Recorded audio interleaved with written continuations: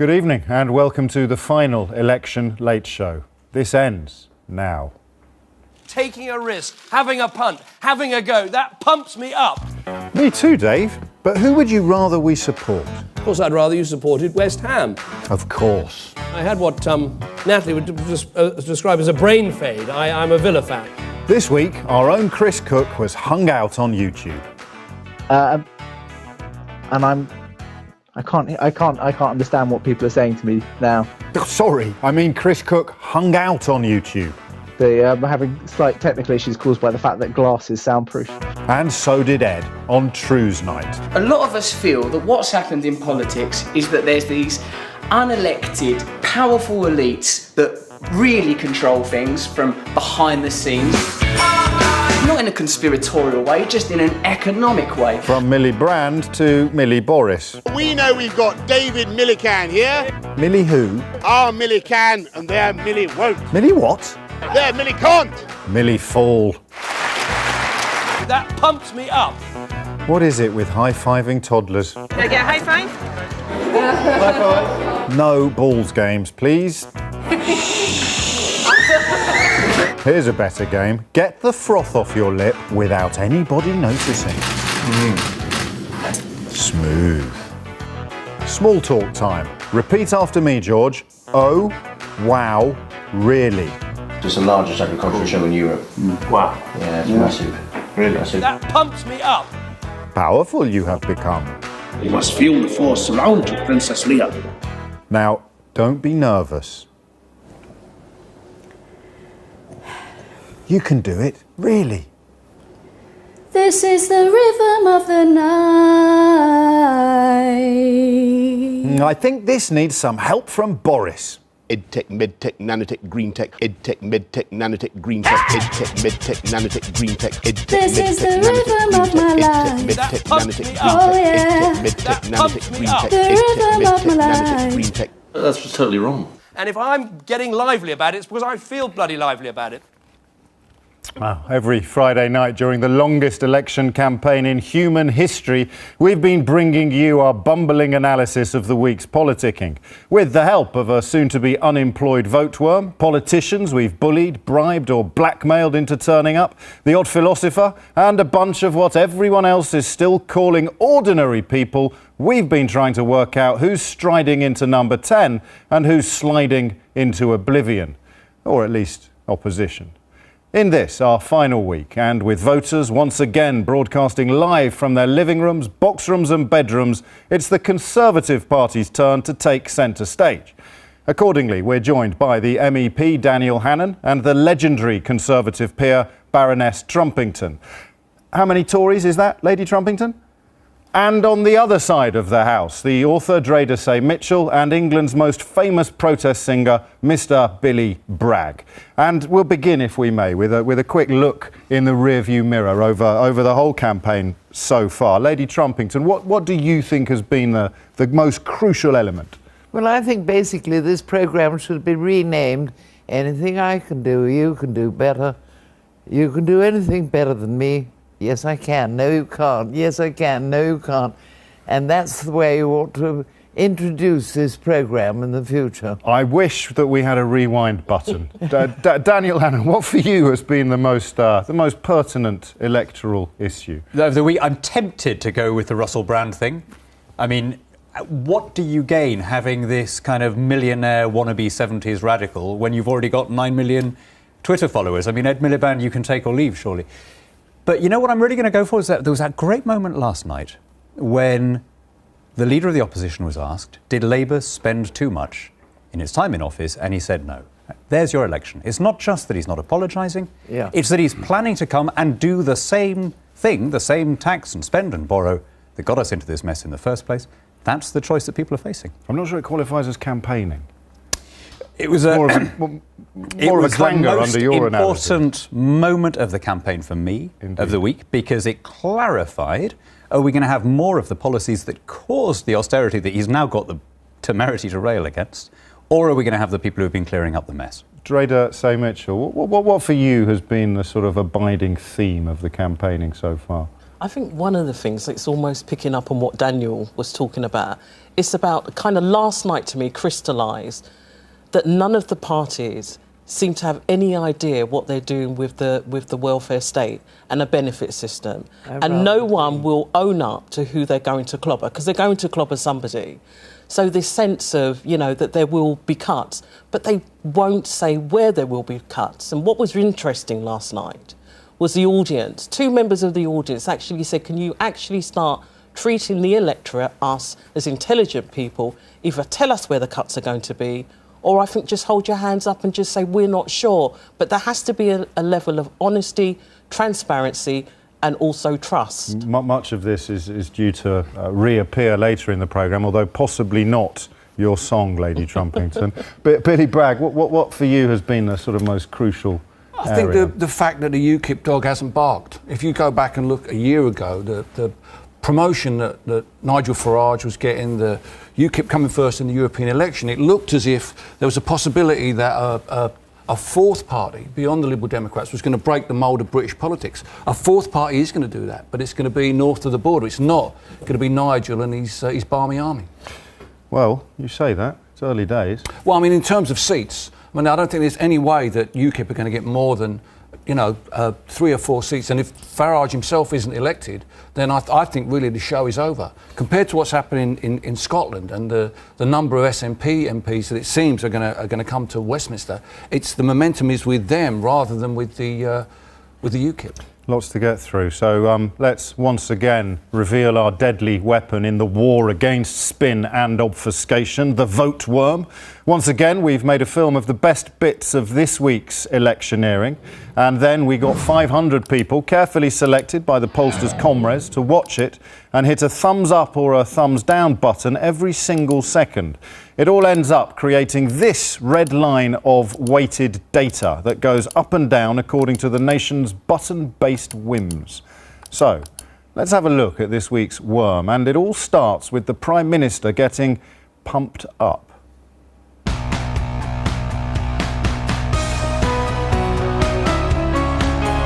And when I get the people who've got start-up loans coming into Downing Street and telling me what they've done, often giving up a well-paid career, taking a risk, having a punt, having a go, that pumps me up, and it's what is changing our country, because there is an entrepreneurial small business revolution taking place in Britain.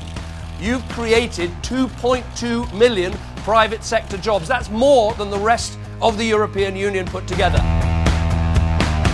People are past the idea of, this bloke comes along and he says, vote for Ed Miliband, and if I'm in Downing Street on day one, life is kind of totally turned upside down. First of all, I don't think people want it, and secondly, I don't think people would believe it.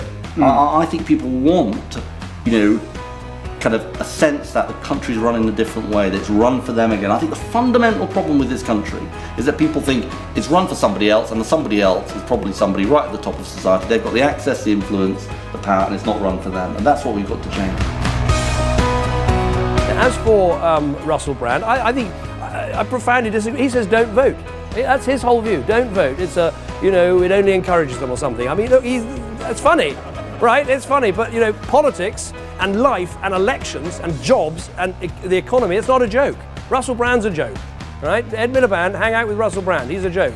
This is not funny. This is about the election. This is about our future. This is about jobs. It's about the economy. It's about the recovery. I haven't got time to hang out with Russell Brand.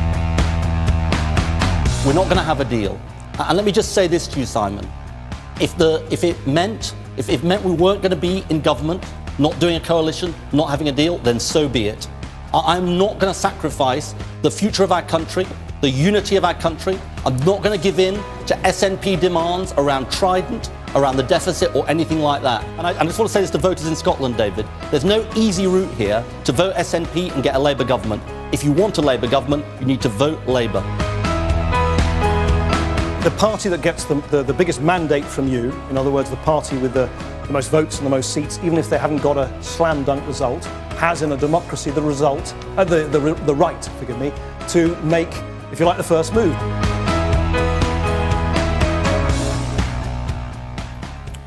Daniel Hannan, it's definitely been the week in which David Cameron found a new gear, an injection of passion. Better late than never?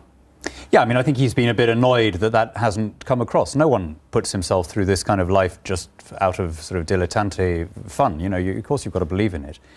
I mean, I think there was a real contrast in the seriousness of the two guys there. And hang on, I just want you to focus a little on why he didn't get more passionate more quickly.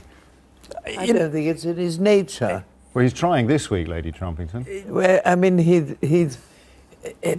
there are certain people who find it easy to come bursting out with slogans and loud noises, and there are other people who depend on absolutely serious facts to try and put it over to people the serious context of this election. So the stuff this week about being pumped up and excited perhaps is slightly insincere. Yeah, and I think it's very, very difficult not to be pumped up, because, I mean, everybody's pumped up in its own way. It's strange language to use, really. And if you're pumped up, do you need to tell people you're pumped up? People will see that you're pumped up. I agree. And I think that what Cameron has to take into account is he started this campaign saying, I'm not sure how long I'm going to be here for, you know, and then on the debate he's talking about...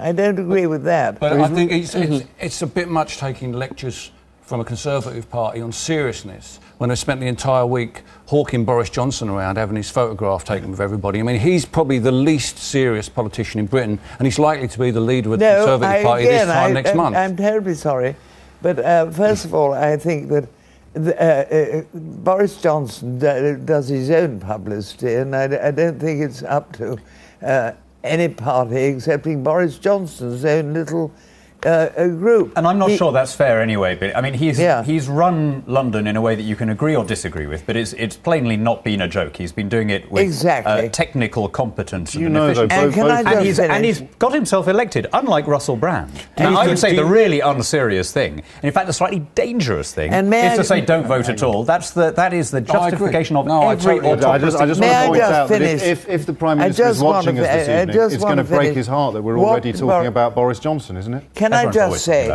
Boris Johnson came and spoke to the grouped peers meeting who meet every week, and he came and spoke. He was a different person from what you see when he's sort of assing around, if you know what I mean. You saw a serious side to him, did you? He was really, really serious. He was really, really good and very impressive. Who do you prefer? What? Cameron or Johnson? Who do you prefer? Who would you rather sort of have in the top job? Oh, I'd rather... what? Who would you rather was leading the Conservative Party right now, Boris Johnson or David Cameron? No, I'd rather have David Cameron for sheer kind of solidarity. He hasn't proved himself quite yet, Boris Johnson. Years as Prime But Minister. he will. And 10 as leader. He will. How long does he need to prove himself? You ask him, not me. Daniel Hannan, briefly, why are we always talking about Boris Johnson? You just said everybody's always talking about Boris Johnson. We're supposed to be analysing David Cameron's campaigning week. Talking about another journey, and Boris has a largeness of character, a generosity that is unfeigned and is very attractive to people. But he was very good when he came to talk to us. You know, when you say, has David Cameron had time to prove himself? I mean, cast your mind back to the situation he inherited, you know. Well, you mentioned this. You haven't got a bit of paper in your pocket. That's his prop, not mine. But I mean...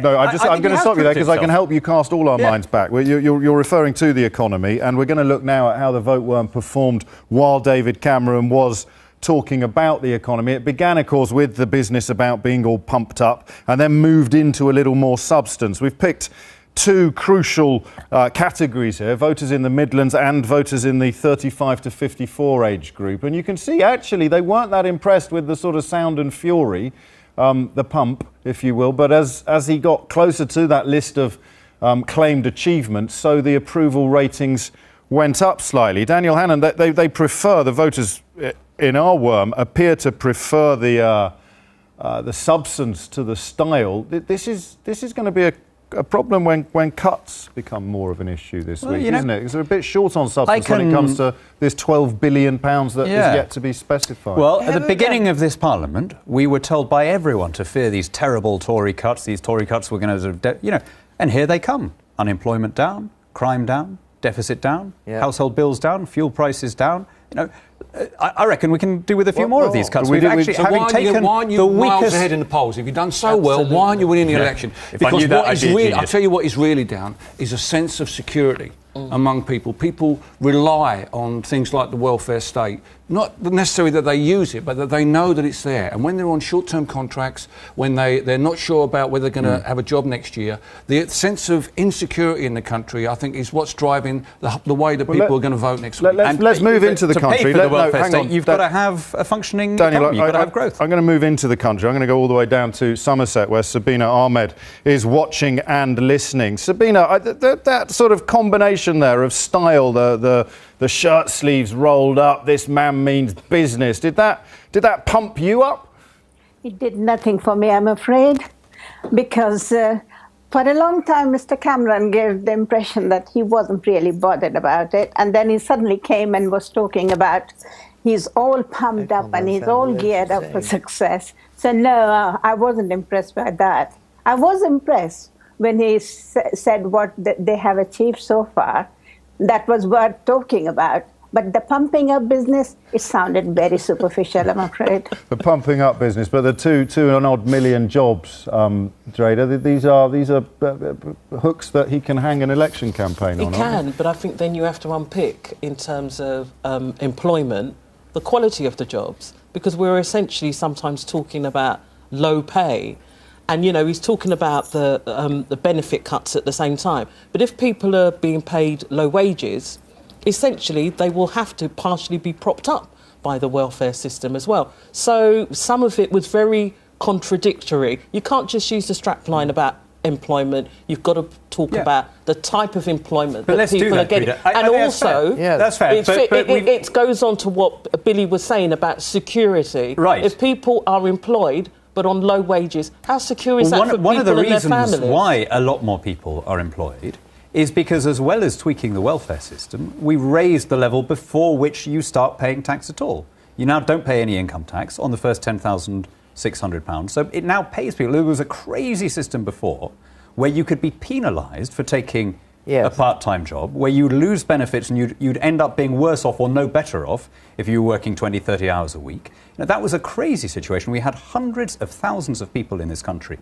trapped in the squalor of dependency, and hundreds of thousands of people coming and taking the jobs from overseas that they would have been penalised as British people. But Daniel, why should we be topping up people's wages? What type of capitalism is it that relies on the state to top up the wages of low workers? Can you explain to me where the success is? Of course, I'd much rather have a system, and we are moving towards a system where you don't tax them. Instead of having to top up the wages, instead of having to have in-work benefets, you have a situation where you don't, instead of taking with one hand and giving back with the other, you just take people out and you raise the personal proper allowance. wages? What about having a proper, a living wage right across the board, so people have that security? This is all about security. And if we had a magic wand, who wouldn't do that?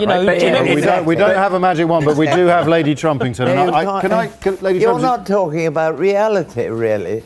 I mean, it doesn't exist, the fact that. And I go every week to a certain Waitrose, and I've become great friends with the fat ladies who work there. And they are my real friends. And I hear about all their troubles, and most of their troubles consist of their children, who are now having children, but accommodation.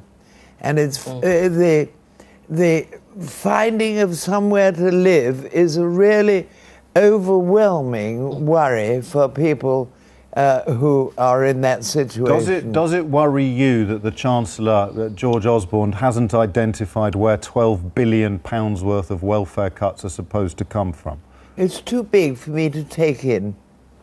Well, perhaps pick a smaller figure. Does it worry you that he hasn't specified where even £1 billion worth are going to come from? Of course. I was taking a slightly Boris Johnson view. Over the last Parliament, we saved about twice that sum in welfare. Let's stay with the comedy, Daniel, if we may. It's time for a little bit of Russell Brand. Unsurprisingly, this week, it's achieved an enormous amount of attention in the media. This is how the Worm responded during Ed Miliband's encounter with the comedian, writer and increasingly, I suppose, political activist. Now, these are undecided voters. They warmed up a little, but they Who's this one? This is undecided voters reacting to Russell Brand's interview with Ed Miliband, and then the younger voters rather liked it. But I think probably Mr. Miliband would have been hoping for a slightly better result among the undecideds. Let's start with a young voter, Akil Pankania. I hope you don't mind me describing you thus. You're a first-time voter. Young people, we're told, are very disillusioned with politics. Does Mr. Miliband's decision to break bread with Brand address that disillusionment? Do you think it was a good thing to do? Yes, I do. I think British politics is in decline at the moment. I think there is a lot of disillusionment, especially with young people. And for the Conservative member of the panel, I think it is there to say that it's ridiculous to listen to Russell Brand. I completely disagree with that, because Russell Brand may be a comedian and may not have an educated background, so to speak, but he connects with a completely different audience, and he kind of repackages his issues that young people may not find interesting and may not connect with young people, and he delivers it in a way that everybody can understand and can find interesting. So I think the biggest problem is at the moment is that a lot of people, especially young people, but a lot of your normal everyday people are struggling to connect with politics at the moment in this country, and I think he helps a lot. Akil, thank you. I'm going to go to Meg Kingston next. You have no trouble connecting with politics, Meg, but a little more trouble perhaps connecting with Russell Brand's role in it. I'm afraid I do. I work with all sorts of people. I'm a writer. I teach writing. I was working with a group of teenagers at our local college, our sixth form college this week.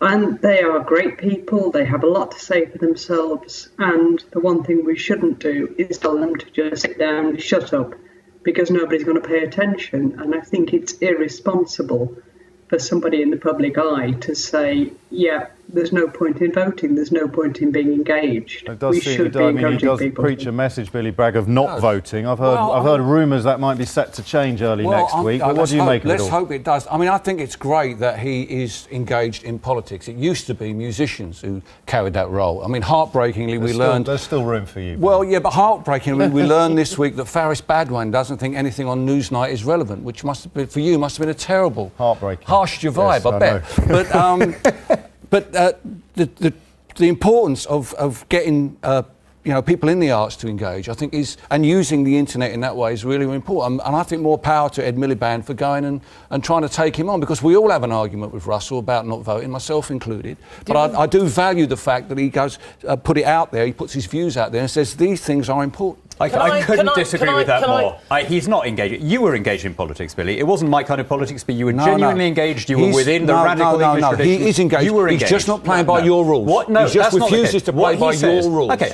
You know what he never says? You want it to be. What he never says is what his alternative is. He says, don't vote. That's always your what does he want? What does he want? Does he want absolute monarchy? Does he want fascism? Does he want anarchy? Does he want Islamic caliphate? To say he wants a proper choice at the election. He doesn't have a choice. You can't make him go and vote for what your party and the Labour Party and the other parties are. When he was asked, why don't you stand for Parliament, what did he say? The most feeble thing. We can't leave. I'm scared I'd become one of them. So the very fact of getting elected turns you into a shyster. That's what he says. Thank you very much. Please intervene at this stage. Trader, what would you like to say? Do you know, I'm not convinced by Russell Brand, and I tell you what really does rather annoy me about what I've seen, and I'm not a Tory, is what I would have preferred is Ed Miliband. Why don't you go onto a housing estate in Stoke, a housing estate in the East End of London, a housing estate in Scotland, and talk to some real young people who don't have millions of pounds, who aren't going to just talk rhetoric, they're actually going to talk about their everyday life. So for me, it was a wasted opportunity, and all of that could have happened on the internet, happened online. But there wouldn't have been a million viewers. He's got 1 million subscribers. Yeah, but do you know what? I think we need to be getting down to substance and real people and grassroots. Let's stop flashing about... This is not a celebrity election. This is about real people, real lives. So let's stick with real people. Lady Trumpington, Lady Trumpington, does Russell Brand... I was going to say, what do you think your reaction would have been if it had been Miliband's elder brother? Well, I think if it had been Miliband's elder brother, I think it would have been the same as what we had before. It'd be very difficult for those of us who disagreed with the worst excesses of New Labour to support someone. I happen to think that Ed Miliband is a different kind of Labour Party leader, and I'm very disappointed with what he said about Scotland this week, because I think he would have hold that thought, Billy Bragg, because we're heading north. We are indeed heading up to Scotland now to see precisely how the worm performed during his comments about the SNP and his exhortation to Labour voters in Scotland to vote for him rather than for Nicola Sturgeon's party. You can see here that in the south the response was fairly neutral. In the Midlands, distinctly negative. And this is really interesting. This is Ed Miliband appealing to Scottish voters to vote for him, and they were gloriously unimpressed. Let's speak to Mari Gray, who used to be a Labour voter. Mari, you've since migrated to the SNP. Did Mr Miliband's heartfelt appeal, did it butter any parsnips with you? Oh, absolutely not. His behaviour was just incredible. The guy is sleepwalking into oblivion. Why would he abandon a dream of becoming Prime Minister when he's so close? Taking his bat and ball home, saying that he wouldn't talk to Nicola Sturgeon. Is it because she's Scottish? Is it because she's a female? What's wrong with the guy? You know, there's been an offer put on the table for him from someone from a nation who has given this union so much. You know, the very latest one, the Higgs boson, the God particle, the telephone, the steam engine. You know, we are covering a lot of territory tonight, Mari, and you've contributed a lot. Daniel Hannan, this must. You probably presumed we'd be talking about the breakup of the European Union by this point in a Conservative-led government. Instead, we're talking about the breakup of the Union. It must. I mean, it's a sad prospect. It is, but actually I think... And it's been caused by the Conservatives. Clever. Well, there was a referendum which pretty much settled the issue for the time being in Scotland. I mean, you can't come back and ask people the same question twice. And I think Nicola Sturgeon has accepted that. She said it before the campaign, she said it since. But I think she's actually hit on a new tactic, which is if you can't turn Scottish voters against the Union, try to turn English voters against the Union. Get into a position in Westminster where you can so tilt the balance of advantage in the minds of people south of the border that they become the new separatists. You can't possibly be claiming that this is achieved solely by Sturgeon. The Conservative Party have been absolutely throwing fuel upon the fire of her rhetoric, and they, if anything, have been doing more to undermine faith in the Union. You can see the response since they started weaponising the SNP. It's had a boost in the polls already. Long before there was the vow, the Conservative Party had unilaterally offered something very close to full fiscal autonomy in Scotland, and has gone much further than Labour will ever go, because for reasons that we're all aware of. Labour needs Scottish MPs for its Westminster majority. I could see Devo Max being part of a new devolved settlement throughout the British Isles. I think that, I've always thought that would be a good thing to do anyway, but even if I didn't think that, it was plainly the option that most Scottish people wanted. You know, if you ask them before the heat of the referendum campaign, a small number wanted complete separation, a small number wanted the status quo or to go back to pre-devolution, but the vast majority said we want full autonomy within the UK. You know, foreign affairs and defence, but internal home. I think that's reason enough to offer it. And if you do that north of the border, that implies similar and equivalent devolution in England and Wales, or at least in counties and cities in England, if not for the whole of England. I'm happy to argue that one way or the other. Wouldn't that leave us all better off? And what I find bizarre is that the SNP won't contemplate taking that deal from a Conservative because they don't like Conservatives, even though it could give them more autonomy. But that's their issue, not mine. And they're not here to explain themselves. Lady Trumpington, you are still here, for which we're enormously grateful. Are you surprised or troubled, or neither, by the role? I'm listening to the flow of information. I know, it's hypnotic, isn't it? But are you surprised at the role Scotland is playing in this No, I'm not election? a bit surprised. Not a bit. I only think that it's been, up to a point, not terribly well handled. But I do think that we've got very, very good people on the job. Now, I think that the Scots realise that I think they realised they were asking for far too much in there. And she's a good debater, that lady, a very good debater. But I do think that she's asked for too much, and it's been sort of laid wide open. She'd have got it all off you, Daniel. Do you know, I've really agreed when what you call the long historical list of the steam engine and the telephone. I mean, let's remember the things that, as a United Kingdom, we've given to the world. Ending slavery, defeating 2 attempts to unite Europe, not in democracy, but in military dictatorship, you know, liberating hundreds of millions of people from communism. You know, well, don't toss it all away without a thought. If we can rebalance the settlement in a way that people are happy with, giving more internal devolution and democracy to all the constituent parts of the UK, that would settle the issue. And do you know what? I have a feeling that that's what Salmon is afraid of. He'd rather keep the grievances going. I was just going to say about the slave trade, ending the slave trade, that was kind of an individual country thing. We didn't end the whole of the slave trade right across the world. But should we not be very proud, reader, of the fact that even when we were in a life and death struggle against Napoleon, we were diverting ships to try and stamp out the disgusting Atlantic traffic? That's something that all British people should take pride in. I mean, there's a lot to take pride in. You know, when I think about the SNP, it's interesting. When I'm talking to people, lots of people are saying to me they're not really that engaged with this election.